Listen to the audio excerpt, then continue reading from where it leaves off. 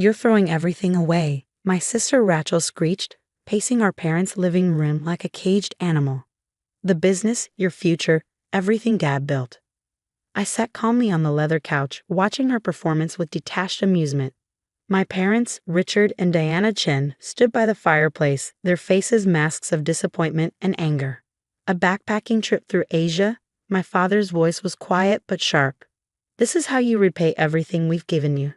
My name is Julia Chen, and at 28, I was about to teach my family the difference between perception and reality. The tech division needs you, Rachel continued. You can't just abandon it for some hippie adventure. I almost laughed at that. The tech division she referred to as my creation, a digital transformation arm I'd built within our family's traditional import-export business. In 3 years, I'd turned it from a simple IT department into the company's most profitable sector. But Rachel, ever the perfect eldest daughter, saw it as just another piece of our father's empire. An empire she was determined to inherit. I've already submitted my resignation, I said quietly. The team knows what to do. Everything's documented. Documented? My mother's voice cracked. Julia, this isn't about documentation. This is about responsibility, about family. I studied her face, the carefully maintained facade of a traditional Chinese mother, always putting family first. If she only knew. My flight leaves tomorrow, I said, standing up. I've already packed up my apartment. If you walk out that door, my father said, his voice glacial, don't expect any support from us. No trust fund, no shares in the company, nothing. Rachel's eyes gleamed with triumph. She'd been pushing for this, I knew. Ever since I'd announced my travel plans 2 weeks ago, she'd been working our parents, painting me as irresponsible, ungrateful, rebellious. What none of them knew was that this was exactly what I'd been counting on. I understand, I replied, picking up my bag. I'll see myself out. As I walked to my car, I could hear Rachel following me. You're making a huge mistake, she called out. You'll come crawling back when your money runs out. I smiled, thinking about the encrypted laptop in my bag, the contracts waiting to be signed, the deals I'd spent months setting up across Asia. While they thought I was throwing away my future on some quarter-life crisis adventure, I was actually about to close the biggest tech acquisitions in our industry's history. My phone buzzed as I started the engine. A text from Mike, my lead developer. Everything's in place. Singapore team is ready. Perfect. The backpacking trip was actually a carefully orchestrated business tour. Over the past year, I'd identified 6 promising tech startups across Asia, each with revolutionary potential but struggling with capital and market access. While running my parents' tech division, I've been quietly building relationships with these companies, setting up independent investment vehicles, and preparing for this moment. My trust fund? I'd liquidated it months ago, converting it into cryptocurrency and offshore accounts before anyone could stop me. The shares Rachel was so smug about me losing. I'd already sold them through a shell company I'd created. I had everything I needed to transform these startups into a tech empire that would make my family's traditional business look like a corner store. But first, I had to let them think they'd won. That night, I checked into the Four Seasons. Not exactly backpacker accommodation, but I had appearances to maintain. Tomorrow, I board a first-class flight to Singapore, where the first of my potential acquisitions was waiting. My phone buzzed again. Another message from Mike. Rachel's already moving into your office. Want me to activate Protocol Echo? Protocol Echo was our failsafe, a series of carefully crafted digital breadcrumbs that would lead Rachel down exactly the wrong path as she tried to take over my division. She'd find just enough information to think she understood everything, while actually understanding nothing. Do it, I texted back, and Mike? Make sure she finds the secret folder. The secret folder contained months of fake reports and intentionally flawed code, a digital wild goose chase that would keep her busy for weeks while we executed our real plans. I ordered room service and opened my laptop, reviewing the final details for tomorrow. The first company on my list was a Singapore-based AI firm developing revolutionary machine learning algorithms. Their technology could revolutionize everything from financial trading to medical diagnosis, and they were severely undervalued. My phone lit up with a call from my mother. I let it go to voicemail. Julia, her voice cracked slightly. Please don't do this. Your father, we can talk about this. Come home. I deleted the message and turned back to my work. They'd understand eventually. Or they wouldn't. Either way, I was done playing by their rules. The next morning, as my flight took off, I received one final text from Rachel. Hope you enjoy sleeping in hostels. Some of us have real work to do. I smiled, sipping my champagne in first class, and began drafting the acquisition paperwork for what would become a $30 million deal. The game was on. Singapore gleamed beneath the early morning sun as my car pulled up to the Raffles Hotel. Inside, Marcus Wong, CEO of Accor Technologies, was waiting. Julia, he greeted me warmly, finally dropping the junior tech director act. I grinned. Marcus was one of the few who knew my real plans. We'd been secretly collaborating for months, laying the groundwork for what was about to happen. Rachel's probably redecorating my office as we speak, I said, accepting the coffee he offered. Did you see the latest bait she took? He pulled out his tablet, showing me surveillance footage from his company's servers. There was Rachel logged in under my old credentials, downloading what she thought were Icor's confidential files. She accessed the honeypot data 3 times last night, he reported. Your sister's nothing if not persistent. The confidential files were actually carefully crafted decoys, just enough real data mixed with subtle misinformation to send any potential competitors down the wrong path. Rachel, in her eagerness to prove herself worthy of running the tech division, was walking right into our trap. Perfect, I said, pulling out my laptop. Shall we begin? The next 4 hours were intense. We finalized the acquisition terms, signed the preliminary paperwork, and set in motion a series of carefully planned stock transfers. By lunch, I owned 51% of Accor Technologies. My phone buzzed. A message from my father. Rachel says you're trying to access company servers from overseas. Stop this nonsense and come home. I showed Marcus the message. He chuckled. If they only knew you haven't accessed their servers in months. Everything they're seeing is automated responses we set up. Rachel's probably convinced she's tracking my desperate attempts to save my travel money, I agreed. Speaking of which, I opened my encrypted banking app. The first wire transfer was complete, $10 million to Accor's corporate account. The acquisition was official. Marcus raised his water glass. To the new CEO of Accor Technologies. And to Phase 1 of Operation Phoenix, I added. Over the next week, I moved through Singapore like a shadow, meeting with tech leaders and investors who'd been waiting for this moment. Everyone knew the Chen family name, but few had realized that the irresponsible younger daughter had been quietly building her own network. My phone kept buzzing with messages from home. Rachel, your access codes aren't working anymore. Guess you should have thought about that before abandoning ship. Mom, the board is very disappointed in you. Please stop this foolishness. Dad, whatever you think you're doing, it won't work. Come home before you embarrass us further.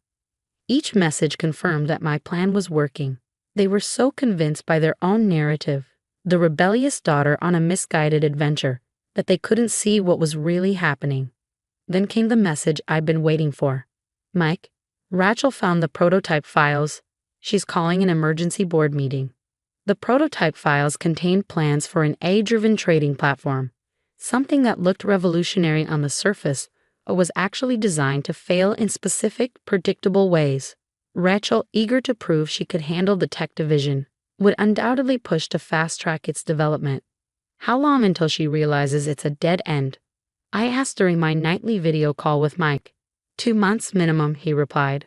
By then, we'll be ready to launch the real platform through Icor. My next stop was Seoul, where a quantum computing startup was waiting. Their technology, combined with Icor's AI algorithms, would form the foundation of something unprecedented. But first, I had to maintain my cover. I posted carefully curated photos on social media, me at tourist spots, pretending to stay in budget hotels, while actually working from luxury suites, looking every bit the carefree backpacker. Rachel couldn't resist commenting, "Hope you're enjoying spending your savings on street food while some of us are running a real business." I was in fact enjoying a Michelin-starred dinner with the quantum computing team when I saw her comment. The irony wasn't lost on my dinner companions. Your sister still doesn't suspect? Dr. Park, the quantum team's lead scientist, asked. Rachel sees what she expects to see, I replied, signing another acquisition contract. They all do. By the end of the second week, I owned two cutting-edge tech companies and was in negotiations for a third. My initial $30 million investment was already showing returns. But the real test was yet to come, because back home, Rachel was about to discover exactly what happens when you build a platform using compromised code.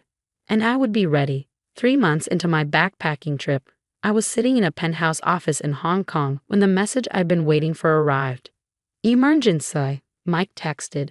Rachel's prototype just crashed during the investor demo. Total system failure. Your father's livid. I sipped my coffee, watching the sun rise over Victoria Harbor, right on schedule. Within minutes, my phone exploded with messages. Rachel, what did you do to these files? Nothing works. Mom, your sister is devastated. How could you sabotage her like this? Dad, the board is meeting in an hour. You've destroyed our reputation. I forwarded the messages to my legal team. Everything needed to be documented for what came next. Should I tell them about the backup system? Mike asked during our secure video call. Not yet, I replied. Let's see how deep they dig themselves. The backup system was actually Acor's new trading platform, the real version of what Rachel had tried to build from my decoy files. While she'd been struggling with corrupted code and false starts, we'd been quietly perfecting the technology. My phone rang. Rachel. For the first time in 3 months, I answered. You vindictive bitch, she snarled. You planted those files, didn't you? Set me up to fail? Did I? I kept my voice calm. Or did you just assume you could handle technology you didn't understand? The board is calling for a full audit. Dad's shares have dropped 15% since the demo. Are you happy now? I checked my trading dashboard. The Chen family company's stock was indeed plummeting, which meant it was time for phase 3. Actually, Rachel, I said, I'm very happy. Check your email. I hung up and sent the pre-prepared press release to every major financial news outlet in Asia. Chen Dynamics announces revolutionary AI trading platform. Only it wasn't our father's company making the announcement. It was Chen Tech Solutions, my new company, built from the acquisitions I'd made during my backpacking trip. Within hours, the story was everywhere.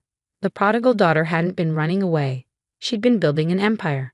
Icor's technology, combined with quantum computing and 3 other strategic acquisitions, had created something unprecedented. My phone rang again. This time, it was my father. What have you done? His voice was barely controlled. Built something of my own, I replied, without the family name, without your connections, just me, my skills, and the people who believed in my vision. The board wants answers. Our investors are jumping ship. They should be, I said, because in about an hour, Chen Tech Solutions is going public, and we're offering to buy out your tech division at a very generous discount, considering its recent difficulties. The silence on the other end was deafening. You planned this, he finally said. All of it, the backpacking story, the files Rachel found. I learned from the best, Dad. You always said business was about strategy, about seeing 10 moves ahead. The IPO was a historic success. By the end of the day, my company was valued at over $500 million. The Chen family business, meanwhile, had lost nearly 40% of its market value. Rachel sent one final message. You could have told me. Like you told me about convincing Dad to pass me over for promotion last year, I replied. Or about sabotaging my original proposals for the tech division? She didn't respond. A week later, I returned to Singapore, this time openly as the CEO of Asia's most talked about tech company. The media loved the story. The daughter who turned a backpacking trip into a business empire. My parents eventually accepted my offer to buy their tech division.